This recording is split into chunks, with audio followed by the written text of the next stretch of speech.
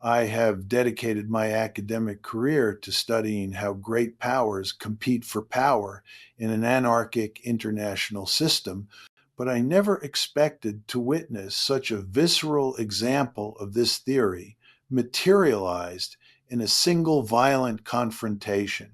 At 6:12 in the morning, on the day that changed my understanding of Caribbean geopolitics, the American Coast Guard cutter Stone was routinely navigating 18 nautical miles off the Venezuelan coast when the first 14.5 millimeter rounds tore through the air and slammed into its aft structure. In that instant, as I monitored intelligence reports from my office at the University of Chicago, I understood I was witnessing something my academic texts had predicted, but few believed possible: a weak state directly challenging American hegemony in its own sphere of influence. Alarms erupted aboard the Stone, sailors sprinted to combat positions, and the commanding officer had seconds to decide whether to return fire or retreat from an act of aggression that no American vessel should ever tolerate. For years, I have argued that in a world without superior authority, states must rely on their own power to guarantee their survival. And that fundamental principle of offensive realism manifested with brutal clarity when those first projectiles impacted American metal. The Stone was not simply a Coast Guard cutter conducting counter-narcotics patrol.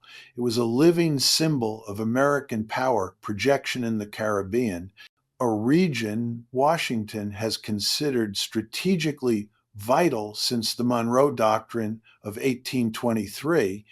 I had taught generations of students that great powers seek to maximize their relative share of world power and use all available means to dominate their immediate geographic neighborhood. What I had not fully anticipated was how desperate a regime like Venezuela's could become when it felt its own survival depended on challenging that hegemony. Even knowing the disparity in military capabilities made any conventional victory impossible. My theories on international security have always emphasized that states cannot trust the intentions of other actors because those intentions can change and must focus on observable material capabilities. When I observed radar data showing the Venezuelan patrol boat closing distance without issuing radio calls or identification signals, I immediately recognized the classic pattern of a revisionist power testing the limits of an established hegemon. The Stone had been tracking dark contacts for hours, small vessels moving north with their transponders shut off, typical behavior of smugglers attempting to mask illicit rendezvous. But what distinguished this particular contact was its deliberate trajectory, its calculated tactical approach, and the way the Venezuelan patrol boat adjusted its speed and course as though executing a previously rehearsed plan. Days before the attack, American officials had publicly warned about drug boats departing Venezuelan harbors with apparent cartel support, and Caracas had responded by accusing Washington of militarizing counter-narcotics patrols and violating its exclusive economic zone. In the offensive realist theory I have developed over decades, I argue that the anarchic international system incentivizes states to behave aggressively because security is scarce and no superior authority guarantees anyone's survival. The Venezuelan patrol boat's behavior that morning confirmed this logic in disturbing fashion. When the vessel approached without warning and opened fire with its 14.5 millimeter machine gun, it was not simply committing a misidentification error, as Caracas would later attempt to claim. It was executing a calculated strategy based on the perception that the United States, distracted by multiple global commitments and constrained by domestic political considerations, might not respond with the full force it historically would have employed against such provocations. The Venezuelan regime had clearly studied these patterns and reached the conclusion that the moment was ripe to test American resolve. My years studying conflicts between great powers had taught me that wars rarely begin with formal declarations, but with violent encounters that spiral out of control when states perceive their vital interests are at stake.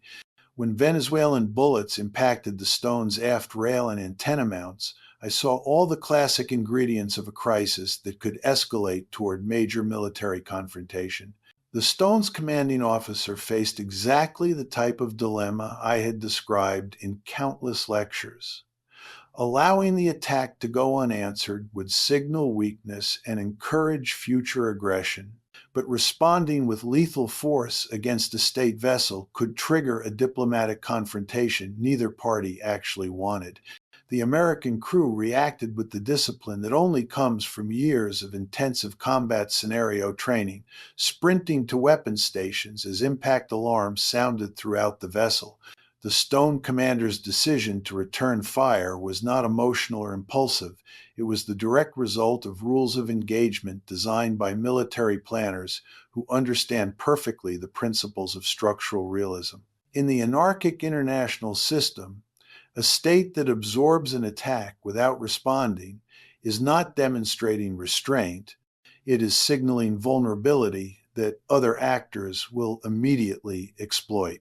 For years, I have argued that great powers must maintain reputations for credibility because their global influence depends on other states believing they will follow through on threats and defend their interests even when costly to do. The Stone represented something far greater than a single Coast Guard cutter patrolling Caribbean waters.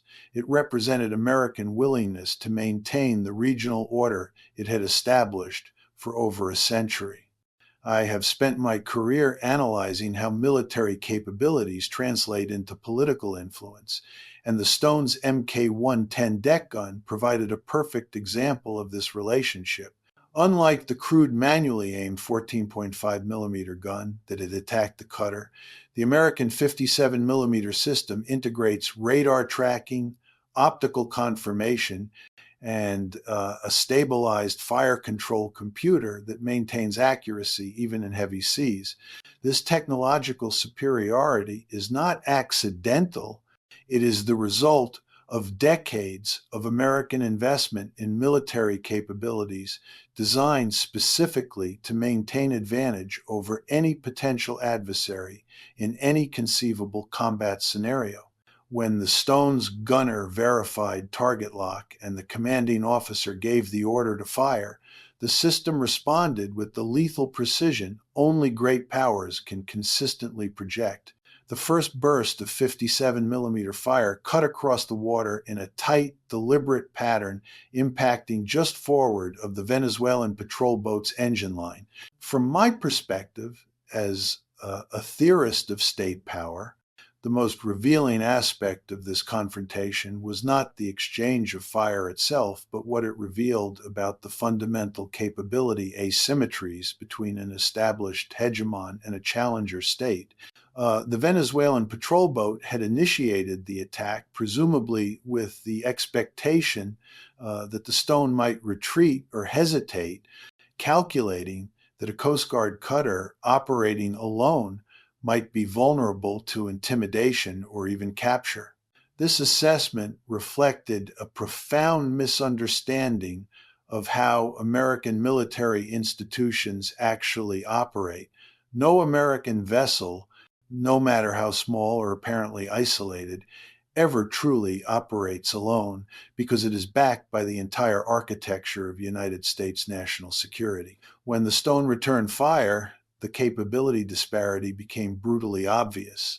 The second burst struck the mounting point of the 14.5mm gun that had initiated the attack, and within minutes the Venezuelan patrol boat was retreating south under smoke.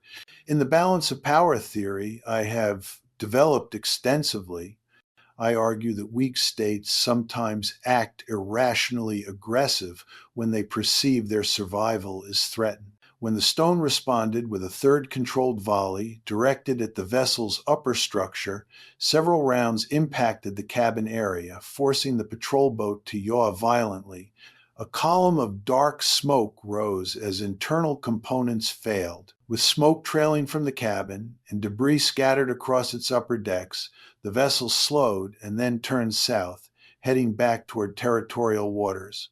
The stone maintained tracking but did not pursue, a perfect example of the disciplined restraint that characterizes modern American military operations. Within minutes, the hostile vessel was little more than a smudge on the horizon, but the message was unmistakable. Attacking an American cutter would not end favorably. As I watched this crisis unfold from my academic office, I understood I was witnessing a critical moment in Western Hemisphere geopolitics. The Stone's crew had defended their vessel with lethal precision, but the broader machinery of American sea power had already begun moving with institutional inevitability. The cutter's communications team transmitted battle damage imagery within minutes, capturing impact points, sensor logs, and high-resolution footage of the Venezuelan patrol boat retreating. Everything was documented, time-stamped, and sent up the chain of command. Within the regional command center, that message was not treated as a minor skirmish, but as a potential international incident requiring immediate and overwhelming response. The United States does not allow ambiguity when a foreign government fires on its military vessels. I have written extensively about how great powers use force demonstrations to maintain deterrent credibility, and what happened next provided a perfect case study in strategic power projection. Less than 10 minutes after the Stone's initial report, orders went out to two Arleigh Burke-class destroyers already operating in the Caribbean, USS Gravely and USS Porter. These 9,000-ton warships equipped with the Aegis combat system turned toward the cutter at flank speed.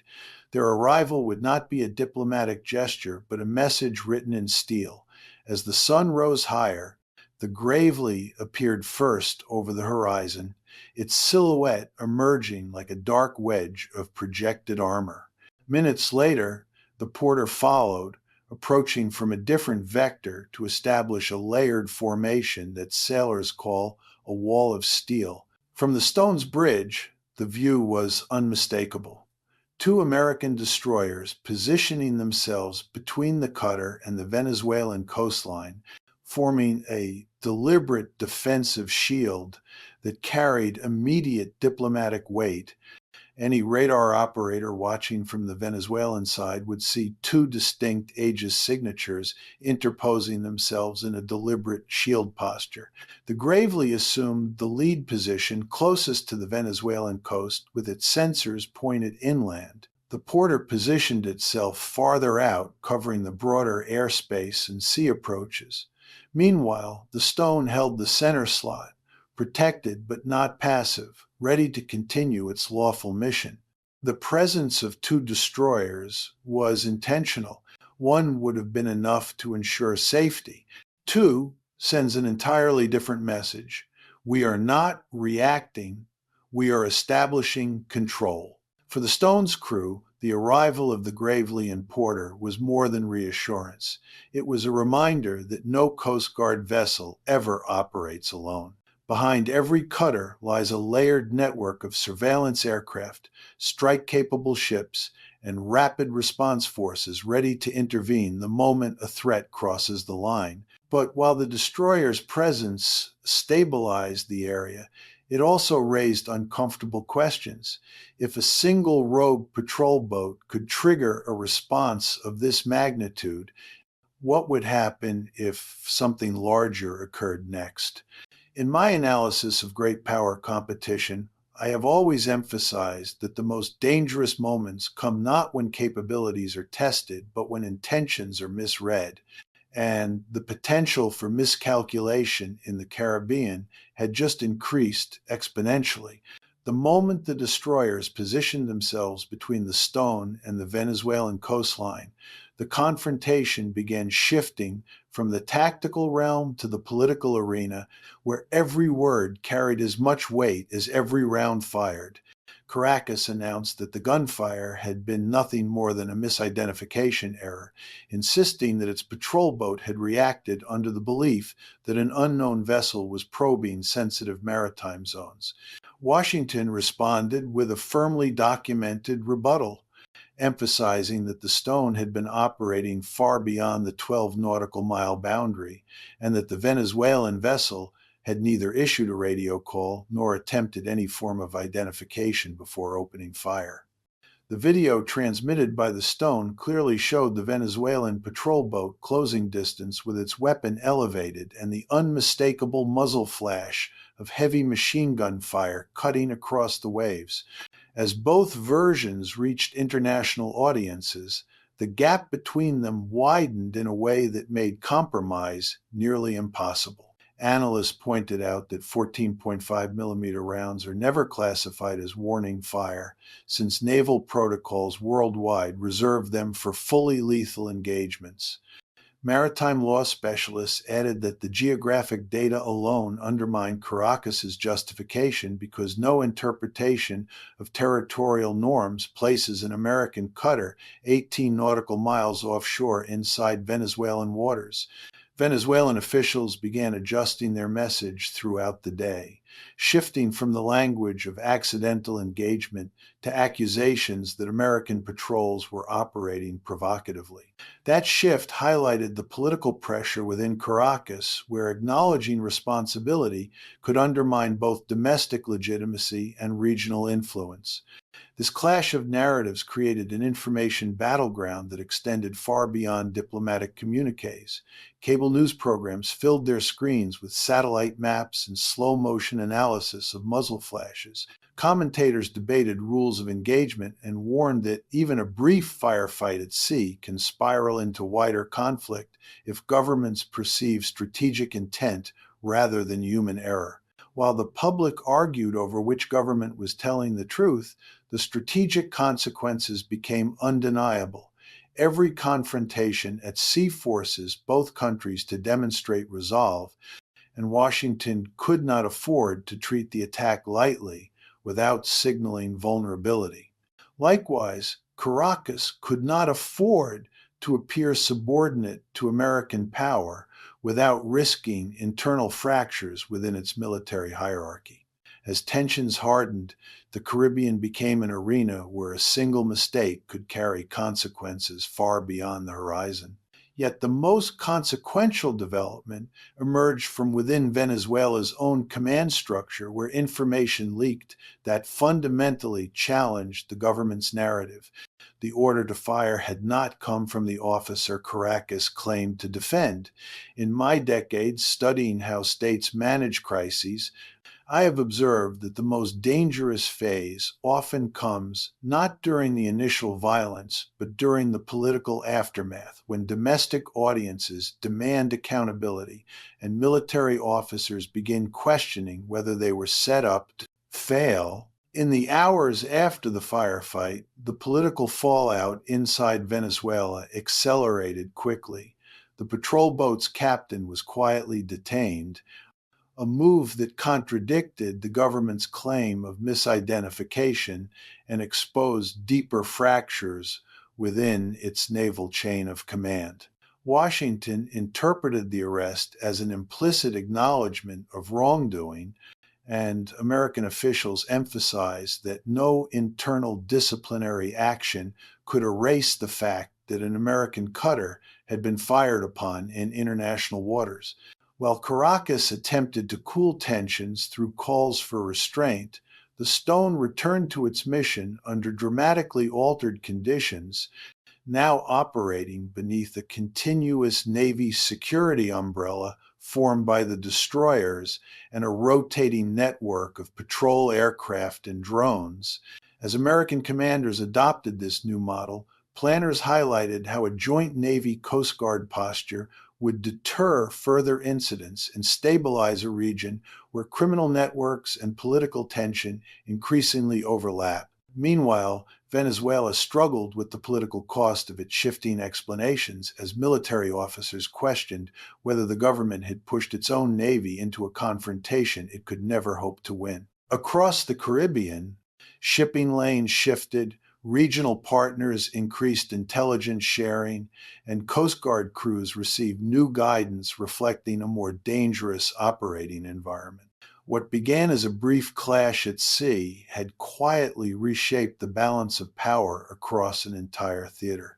The incident had revealed something I had long theorized, but rarely witnessed so starkly: the fundamental instability that results when a declining regional power perceives it has nothing left to lose by challenging an established hegemon. Venezuela's economic collapse, international isolation, and domestic political fragility had created conditions where the regime calculated that provoking the United States might actually serve its survival interests by rallying nationalist sentiment and distracting from internal failures. This is the dark side of offensive realism that many critics refuse to acknowledge. Sometimes states do not act to maximize their security in any rational sense, but to maximize the probability of regime survival, even if that means taking catastrophic risks with national security. From my perspective, as someone who has spent decades studying the logic of great power competition, what troubled me most was not the firefight itself, but the broader pattern it represented. The Caribbean had become a testing ground for revisionist actors seeking to probe American resolve and identify weaknesses in the hemispheric security architecture Washington had built over generations. The Stone incident was not an isolated event, but part of a larger trend where states and non-state actors alike were calculating that American distraction with other global priorities created opportunities for local challenges. China had been expanding its presence in the region. Russia had been conducting increasingly frequent naval exercises in Caribbean waters. Iran had been strengthening ties with anti-American governments in Latin America. The strategic implications extended far beyond the immediate confrontation. Every American ally and partner in the Western Hemisphere was watching to see whether Washington would maintain its traditional dominance or whether the era of unchallenged American hegemony in the Caribbean was coming to an end. The deployment of 2 destroyers sent a powerful message of commitment, but it also raised questions about sustainability. Could the United States maintain this level of presence indefinitely? What would happen when the next incident occurred? Was America prepared to use military force to defend its traditional sphere of influence, or were we witnessing the gradual erosion of regional hegemony through 1,000 small challenges that cumulatively undermined American credibility? What struck me most forcefully as I analyzed the cascade of events following that early morning firefight was how perfectly the incident illustrated the core principles of offensive realism I had spent my career articulating. States exist in an anarchic international system where no higher authority can guarantee their security. They must therefore rely on their own power to ensure survival. Great powers seek to maximize their relative power because in an uncertain world, more power means more security. Regional hegemons like the United States work to dominate their geographic neighborhood because nearby threats are the most dangerous.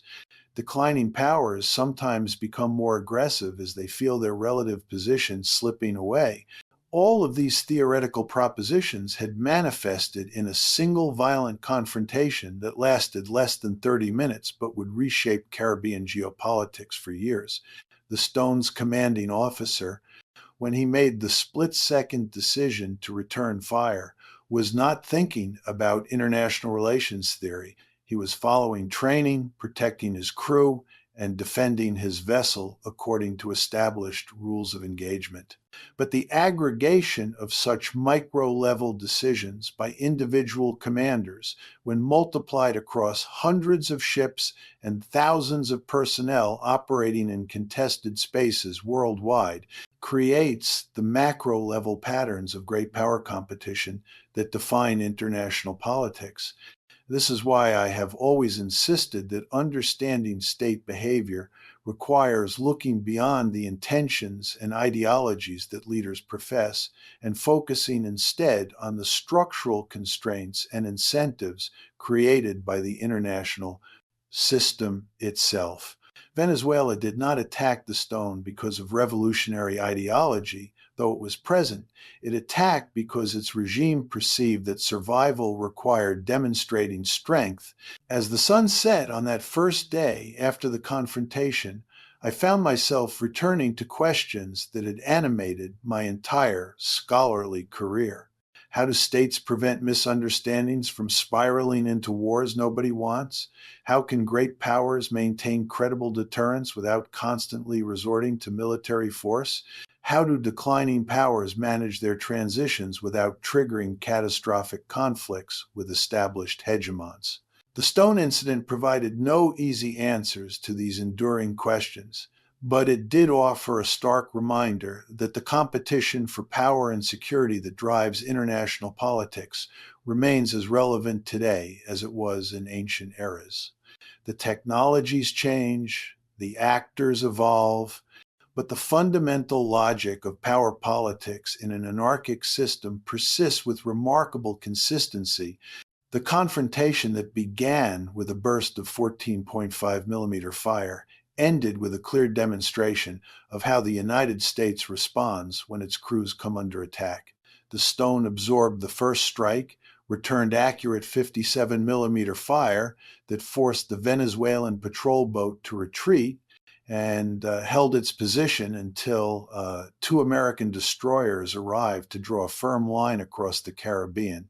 By the time Caracas shifted its narrative and detained its own captain, the strategic picture had already been set. The United States would not allow ambiguity, and the region understood exactly who controlled the sea. This incident reinforced a truth that often goes unnoticed. America's strength comes not only from advanced ships or powerful weapons, but from the discipline of its crews, the speed of its command decisions, and the unmatched reach of its naval forces. Looking ahead from my perspective as both observer and theorist of these dynamics, tensions will remain high as Venezuela tests boundaries, cartels exploit uncertainty, and regional actors adjust their posture, but American presence will continue to anchor stability across these waters, because the alternatives to American hegemony, whether Chinese encroachment, Russian meddling, or simple chaos, are far worse for every state in the hemisphere. This is the paradox at the heart of hegemonic stability theory.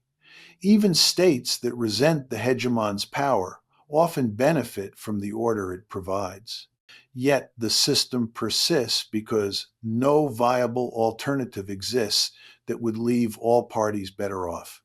The Stone incident taught me that theories developed in academic offices must constantly be tested against the messy reality of international politics, where human beings make life and death decisions in seconds, where technological capabilities intersect with psychological pressures, and where the grand strategies of great powers ultimately depend on the courage and judgment of individual commanders facing incoming fire at dawn.